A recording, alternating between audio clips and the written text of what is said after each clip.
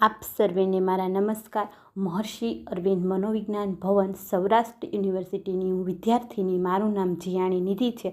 આજે હું તમને student anger issue and treatment, જેને ગુજરાતીમાં વિદ્યાર્થીઓમાં ગુસ્સાની સમસ્યા અને ઉપચાર કઈ રીતે કરી શકાય તે હું જણાવીશ. તો જોઈએ પ્રસ્તાવના. વિદ્યાર્થીઓમાં ગુસ્સાની સમસ્યા એક ગંભીર મુદ્દો છે જે તેમના શૈક્ષણિક પ્રદર્શન અને માનસિક સ્વાસ્થ્ય પર નકારાત્મક અસર કરી શકે છે. આ સમસ્યાના ઘણા કારણો હોઈ શકે છે અને તેને સંબોધવા માતા પિતા, શિક્ષકો અને ખુદ વિદ્યાર્થીઓએ સાથે મળીને કામ કરવું જરૂરી છે. તો આપણે જોઈએ કે વિદ્યાર્થીઓમાં ગુસ્સાની સમસ્યા એટલે શું. ગુસ્સો એક સામાન્ય માનવીય લાગણી છે જે નિરાશા, તણાવ, અન્યાય અથવા ડર જેવી પરિસ્થિતિઓમાં ઉદ્ભવે છે. વિદ્યાર્થીઓમાં ગુસ્સો ઘણીવાર શૈક્ષણિક દબાણ, સામાજિક સંબંધો, પરિવારની અપેક્ષા અથવા વ્યક્તિગત સમસ્યાને કારણે થઈ શકે છે. જો ગુસ્સાનું સંચાલન ન કરવામાં આવે તો વિદ્યાર્થીઓમાં માનસિક સ્વાસ્થ્ય, અભ્યાસ અને સંબંધો પર નકારાત્મક અસર કરી શકે છે. તો હવે આપણે જોઈએ વિદ્યાર્થીઓમાં મુખ્યત્વે 3 પ્રકારો જોવા મળે છે. તો પહેલું, આક્રમક ગુસ્સો. આ પ્રકારનો ગુસ્સો સૌથી સ્પષ્ટ તરત દેખાય છે. આમાં વિદ્યાર્થીઓ શારીરિક અથવા મૌખિક રીતે વ્યક્ત કરે છે. તો શારીરિક આક્રમકતા જોઈએ. આમાં વિદ્યાર્થીઓ મારપીટ કરે છે, વસ્તુ ફેંકી દે છે કે તોડી નાખે છે. ઉદાહરણ તરીકે, કોઈ બીજા વિદ્યાર્થીને ધક્કો મારવો અથવા વર્ગમાં ચોપડી ફાડી નાખવી વગેરે. બીજો જોઈએ મૌખિક આક્રમકતા. આમાં વિદ્યાર્થીઓ જોરથી બૂમો પાડે છે, અપશબ્દ બોલે છે કે બીજાને ધમકી આપે છે. ઘણીવાર તેઓ ચીડિયાપણું પણ વ્યક્ત કરે છે અને નાની વાતમાં ઝઘડો શરૂ કરે છે. તો આપણે બીજો પ્રકાર જોઈએ તો નિષ્ક્રિય આક્રમક ગુસ્સો. આ પ્રકારના ગુસ્સો તરત જ દેખાતો નથી પરંતુ વિદ્યાર્થીને વર્તનમાં છુપાયેલો હોય છે. આમાં વિદ્યાર્થી સીધી રીતે ગુસ્સો વ્યક્ત નથી કરતો પરંતુ આડકતરી રીતે પ્રતિક્રિયા આપે છે. એમાં પહેલું જોઈએ તો બહિષ્કાર અને અવગણ. ગુસ્સે થયેલા વિદ્યાર્થી વાતચીત કરવાનું બંધ કરી દે છે, પ્રશ્નોનો જવાબ આપતો નથી કે પછી શિક્ષકો અથવા મિત્રોને ઇગ્નોર કરે છે. બીજું, કામમાં અવરોધ.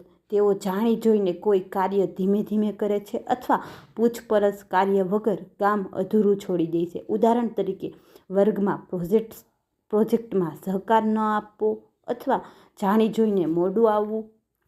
આપણે જોઈએ ત્રીજો પ્રકાર, આત્મવિનાશક ગુસ્સો.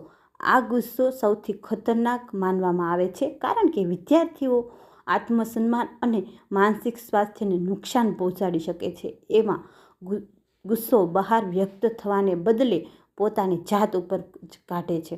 આત્મનુકસાન ગુસ્સો. તો જોઈએ વિદ્યાર્થીઓ પોતાની જાતને ઈજા પહોંચાડી શકે છે, જેમ કે પોતાના હાથ પર ખંજવાળવું કે માથું પછાડવું. બીજું, નકારાત્મક વિચારસરણી. તો તેઓ સતત પોતાની જાતને કોસતા રહે છે, પોતાને અયોગ્ય માને છે અને નિરાશાવાદી વિચારોમાં ડૂબી જાય છે.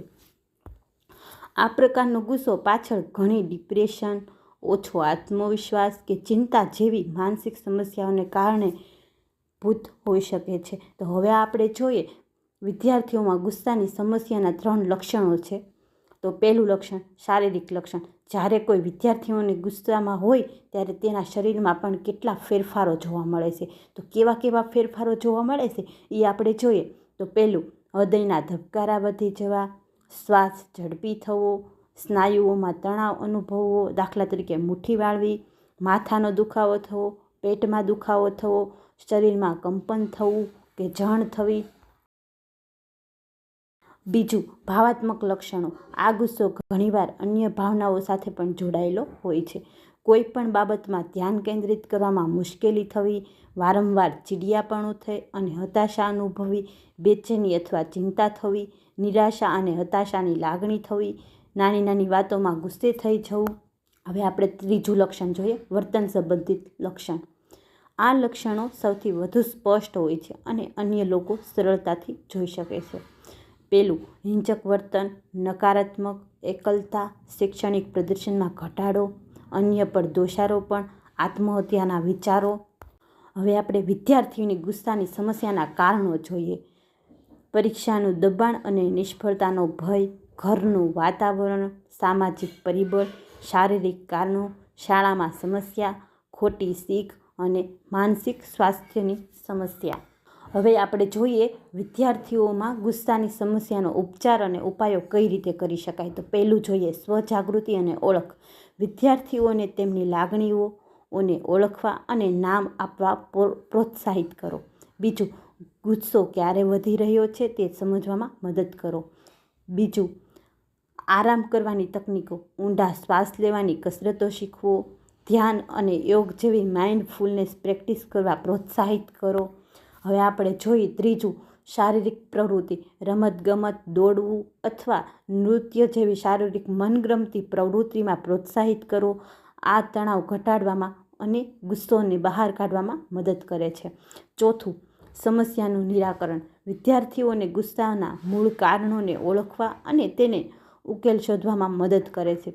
સંઘર્ષ નિવારણ અને સમસ્યામાં હલ કરવાની કુશળતા શીખવો. માતા પિતા અને શિક્ષકોની ભૂમિકા. પાંચમું, માતા પિતાને બાળકની જરૂરિયાત, ભાવના અને અપેક્ષાને સમજવી જોઈએ. બાળકને અન્ય સાથે સરખામણી ન કરવી. બાળકો સાથે આરામદાયક, મુક્ત અને મૈત્રીયુક્ત સંબંધ રાખવો. શિક્ષકોએ સજા ટાળવી અને સારા શ્રોતા બનીને બાળકોને પ્રોત્સાહિત કરવા. છઠ્ઠું, વ્યાવસાયિક મદદ. જો ગુસ્સાના મુદ્દા ગંભીર હોય અને ઘરેલું ઉપાયોથી સુધરતા ન હોય તો મનોવૈજ્ઞાનિક, કાઉન્સેલર અથવા ચિકિત્સકની મદદ લેવી મહત્વપૂર્ણ છે. અને બીજું, એંગર ઇસ્યુ મેનેજમેન્ટ થેરાપી અથવા ક્લિનિકલ સાયકોલોજિસ્ટની મદદથી બાળકનું ભવિષ્યને બગાડવાથી બચાવી શકે છે. Thank you.